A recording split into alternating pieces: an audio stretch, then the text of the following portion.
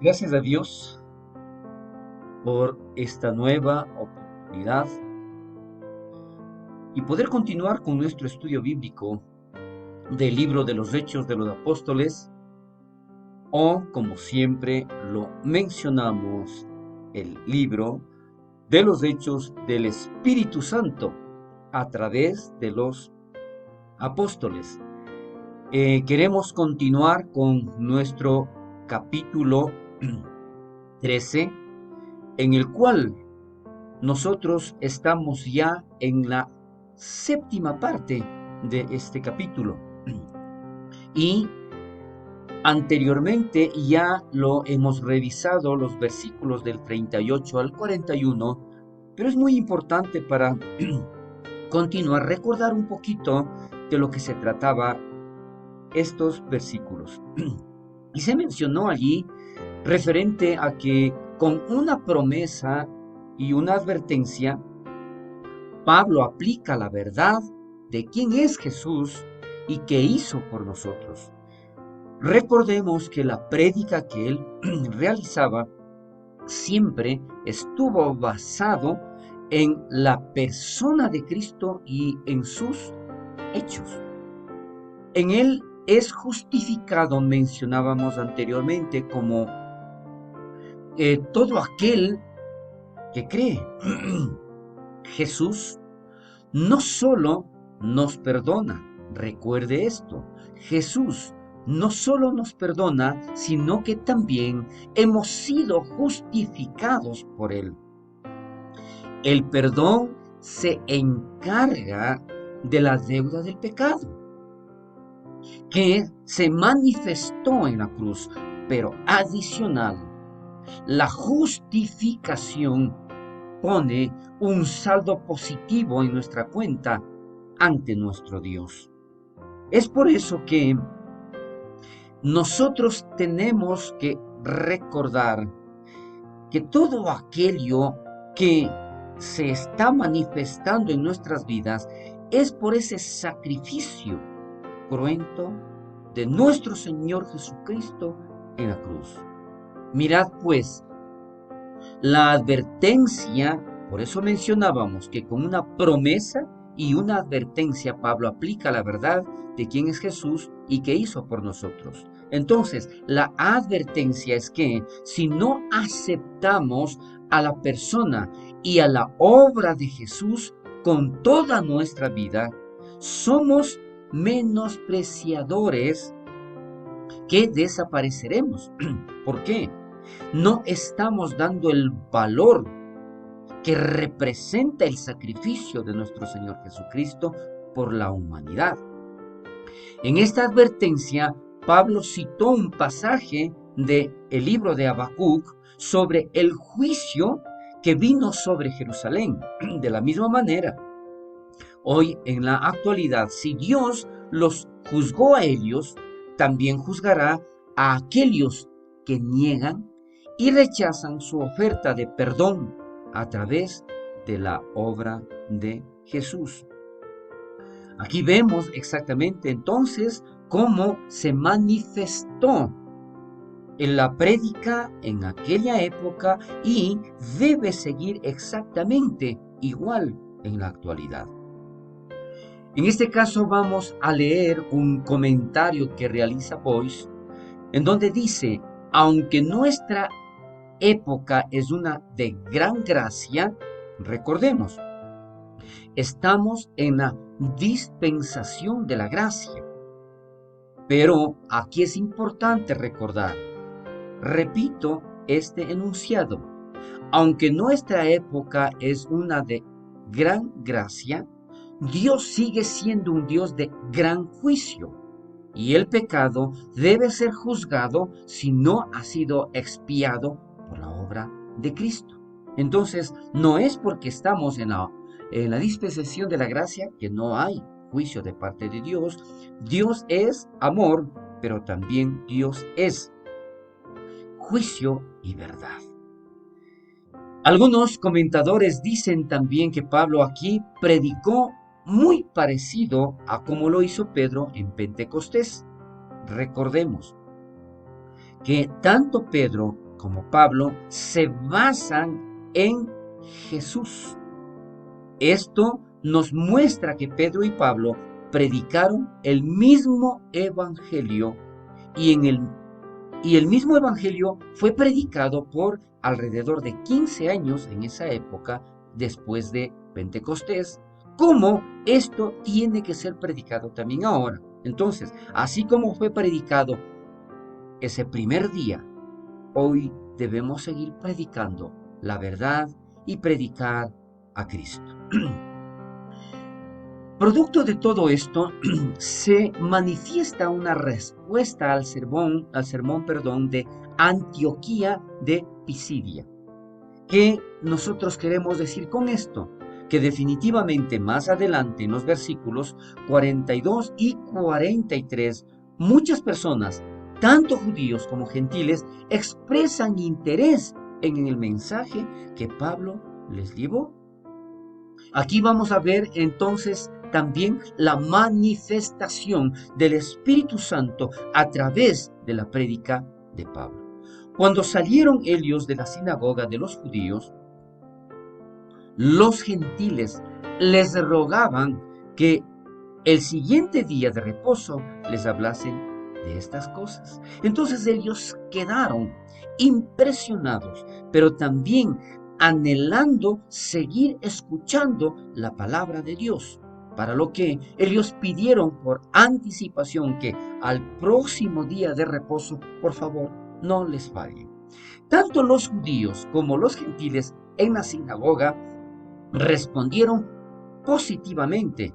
Pero aquí vamos a ver algo importante del escritor Lucas, en donde observa una respuesta aún mayor de parte de los gentiles presentes.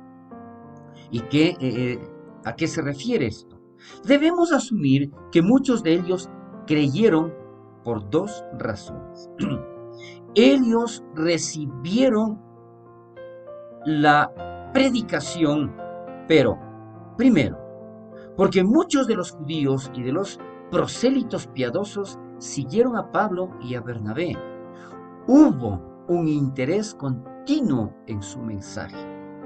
Por eso yo mencionaba, el hecho era que el Espíritu Santo se estaba manifestando, estaba tocando, estaba convenciendo, estaba obrando poderosamente en esa gente. Y segundo, porque Pablo y Bernabé les persuadían a que perseverasen en la gracia de Dios.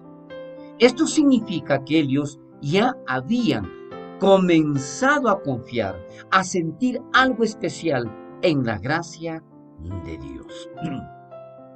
Es por eso que es muy importante que nosotros también nos demos cuenta. No significa solamente recibir, sino sentir la gracia de Dios cuando escuchamos su bendita palabra.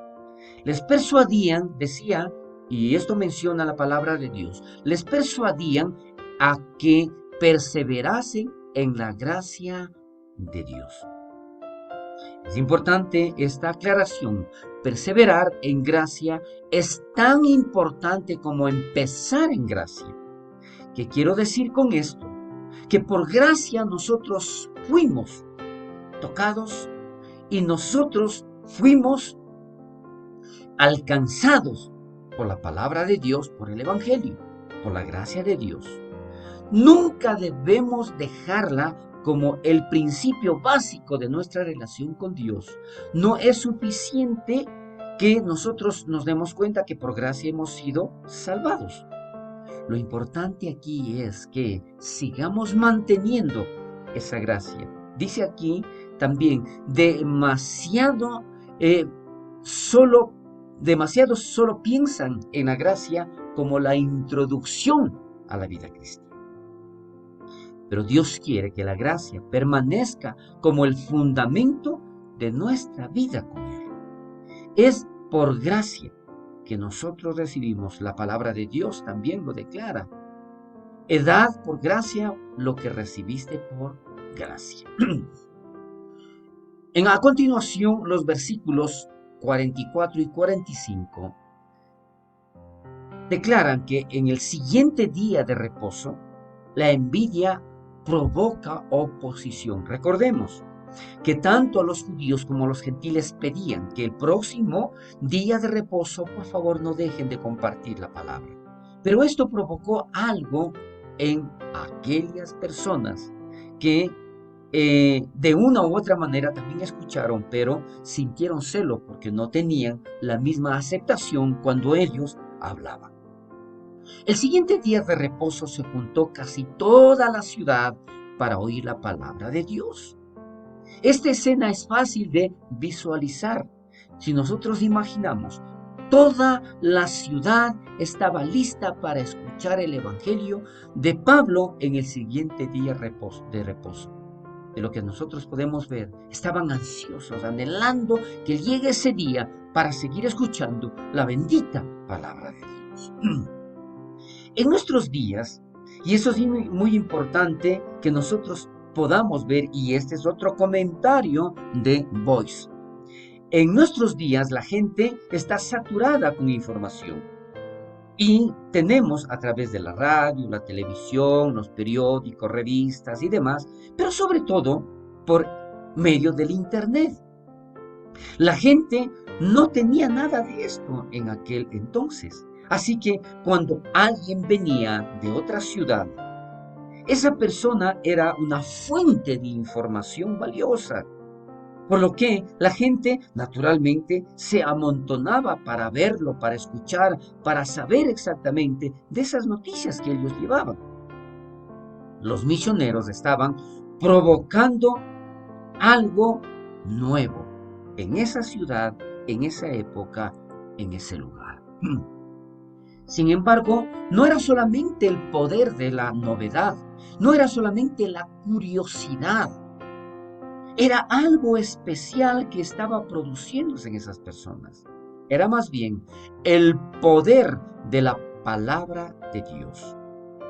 Este era el poder principal que atraía a la gente y Lucas lo enfatizó en su relato. Allí vamos a ver que se juntó casi toda la ciudad para oír la palabra de Dios. Y esto está escrito en el libro de Hechos que estamos estudiando, el versículo 44.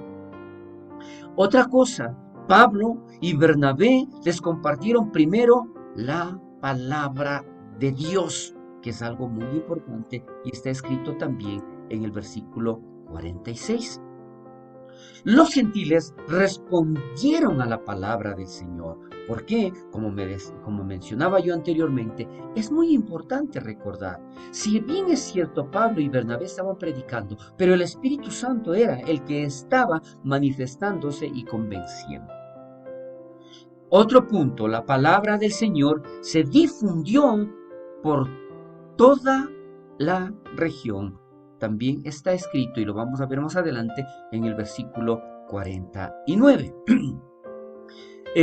Pero viendo los judíos la muchedumbre, se llenaron de celos. Lo mencionábamos anteriormente y hoy enfatizamos en esto. La dramática reacción hizo que los líderes de la sinagoga se llenaran de celos. Esto es inevitable para aquellos que están más preocupados por ser populares que por servir a Dios. Ahí se produce el celo. Cuando alguien más es más popular, se llenan de celos. No todos podemos ser populares en el mismo grado, pero todos podemos servir y agradar a Dios en el mismo grado en Cristo Jesús. Recuerde esto. Y rebatían lo que Pablo decía, contradiciendo y blasfemando. Lamentablemente, esa es la reacción del celo, esa es la reacción de la envidia. De pronto, la predicación de Pablo empezó a recibir oposición como si estuviera dirigiéndose en un debate con sus oponentes, contradiciendo y blasfemando a Dios. Mire, este es el problema que se da. La blasfemia que se menciona probablemente tenía que ver con un lenguaje abusivo y degradante dirigido a Jesús, a quien Pablo estaba predicando. Hasta aquí llegamos con nuestro estudio bíblico en esta ocasión. Dios permita, continuaremos la próxima semana. Que Dios bendiga poderosamente. Gloria a Dios.